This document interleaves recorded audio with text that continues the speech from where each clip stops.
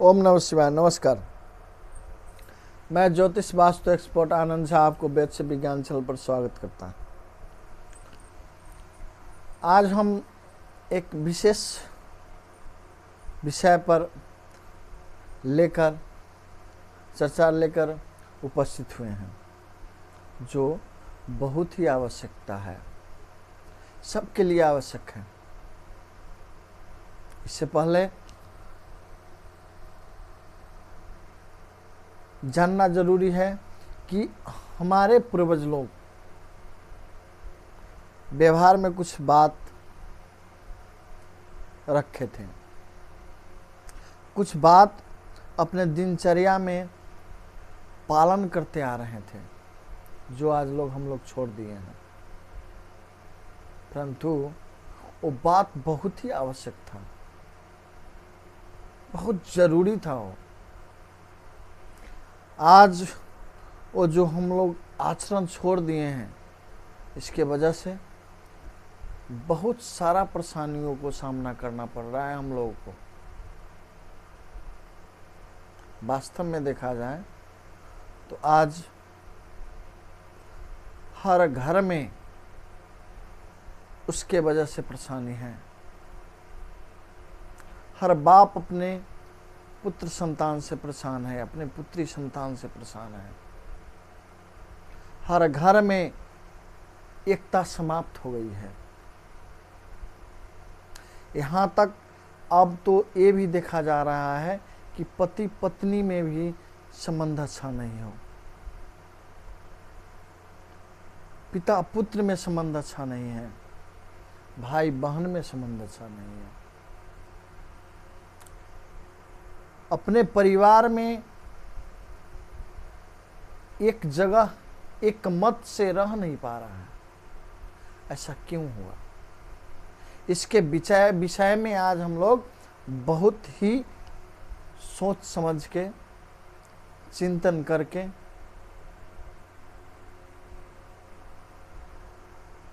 हम लोग को आगे बढ़ने की समय है। वास्तव में क्यों हुआ?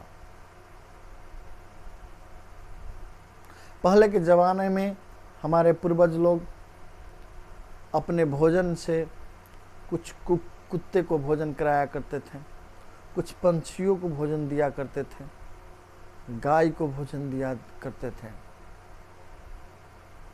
कहा जाता था कि भोजन के पहला रोटी गाय के नाम और अंतिम रोटी काग के नाम निकाला करते थे उन लोग। लेकिन आज हम लोग ये सब भूल गए हैं। आखिर में ये क्यों निकाला करते थे, इसके विषय में आज हम लोग चर्चा करेंगे। पितृदोष नाम तो सुने ही होंगे। किसी ज्योतिषी पंडित या अपने बड़े बुजुर्ग से आप लोग ये शब्द सुने होंगे, पितृदोष। पितृदोष, आज हम लोग पितृदोष क्या होता है, पितृदोष के लक्षण क्या है, उपाय क्या है, इसके बारे में बृहद चर्चा करेंगे। वास्तव में पितृदोष वो है कि हमारे जो पितृ लोग, हमारे पूर्वज लोग थे, उनको हो सकता है कि श्राद्ध कर्म, पिंडदान कर्म अच्छा से नहीं हो पाया हो, या सामर्थ्य अनुसार श्राद्ध दान इत्यादि न हो पाया हो, या मृत्यु के जो गरुड़ पुराण में वर्णन किया गया है मृत्यु के प्रक्रिया, और उस प्रक्रिया अनुसार उसको शांति भी कहा गया है। अगर जो प्रक्रिया से मृत्यु हुआ है उस प्रक्रिया के शांति जो लिखा है या शांति के जो विधान है, वो विधान पूर्वक शांति नहीं हुआ हो, या कोई ऐसा प्रबल इच्छा जो मृतक को हो वो पूरा नहीं हुआ हो, इस वजह से मृतक जो है अपने मोक्ष को प्राप्त नहीं किया और वो भटक रहा है, अतृप्त है। इस वजह से वो प्रेत के प्रभाव से हम लोगों को पितृदोष को सामना करना पड़ता है। पितृदोष अगर हो गया तो आपको बहुत सारे समस्या के सामना करना पड़ सकता है, इसमें कोई संशय नहीं। जैसे कौन कौन सा समस्या हो सकता है, इसके लक्षण क्या है, इस पर हम लोग अब चर्चा करेंगे। जैसे अगर पितृदोष है तो सबसे पहले आपके घर में एकता नहीं होगी। आपके परिवार के जितने भी सदस्य हैं एक दूसरे के मत से प्रभावित नहीं होंगे। सबका मत भिन्न भिन्न मत जो है हो सकता है। हो सकता है कि आपके घर में पुत्र संतान न हो। ये भी हो सकता है पुत्र संतान हो परंतु पढ़ाई लिखाई न करता हो या नशाबाज हो।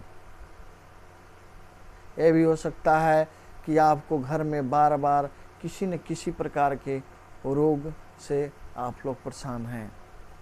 ये भी हो सकता है कि अचानक कोई दुर्घटना, आपको अचानक कोई न कोई दुर्घटना हो जाता हो। ये भी हो सकता है कि आर्थिक स्रोत आपको समाप्त हो गया हो या आय तो होता हो परंतु आप बचा नहीं पा रहे हो। ये सब समस्या पितृदोष से हो सकता है। इसमें से 2, 4, 5, 6 इत्यादि समस्या भी हो सकता है।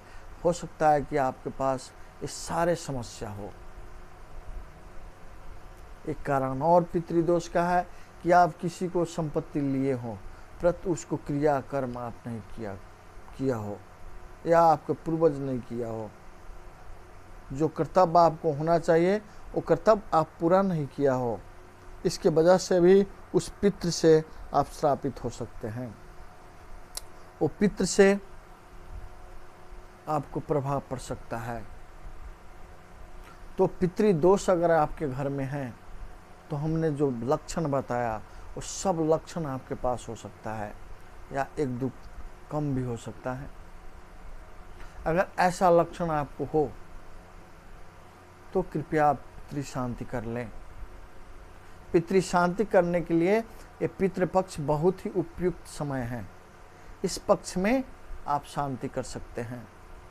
आपके जो पितृ के मृत्यु तिथि है उस तिथि में आप पिंडदान करें, ब्राह्मण भोजन कराएं, यथासंभव उचित दान करें और हो सके तो किसी ब्राह्मण के वर्ण देकर आप पितृ गायत्री जो है यथासंभव यथासंख्यक जाप कराएं। आप प्रत्येक अमावस्या के ब्राह्मण भोजन करा सकते हैं, पितृ के नाम पर दान कर सकते हैं, इससे भी पितृ शांति होगा। आप प्रत्येक अमावस्या के खीर बना करके पहले काग, गाय और कुत्ता के लिए निकाल दें और फिर अपने भोजन करें, इससे भी पितृ शांत होता है। आप प्रतिदिन आप अपने घर के भोजन से कुछ भाग निकाल करके कुत्ता, गाय, काग जो संभव हो सके तो तीनों, नहीं तो जितने संभव हो। जैसे गाय अगर संभव न हो तो कुत्ता और काग को दें, अगर कुत्ता संभव न हो तो काग और गाय के दें, इत्यादि जो संभव हो उसको भोजन दें। या आप प्रतिदिन अपने थाली से निकालकर इन लोगों को भोजन दें। निश्चित आपको पितृ शांति हो सकता है। और पीपल के छांव में जा करके जल दें, तिल जल में रख करके जल दें और पितृ से अनुरोध करें, शांति के अनुरोध करें। निश्चित आपको पितृ शांति हो सकता है, परंतु पितृ शांति अवश्य कर लें। क्योंकि अगर पितृ शांति आप नहीं करेंगे बहुत सारा समस्या आपको पड़ सकता है, बहुत सारे समस्या के सामना करना पड़ सकता है।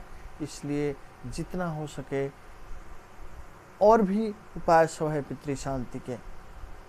अगर ये सब नहीं कर सकते हैं तो नज़दीक किसी पंडित से संपर्क करें, आपको पितृ शांति के विधान बताएंगे, उस अनुसार से अपने पितृ शांति कर लें। अगले वीडियो में हम फिर मिलते हैं, तब तक के लिए नमस्कार। ओम नमः शिवाय।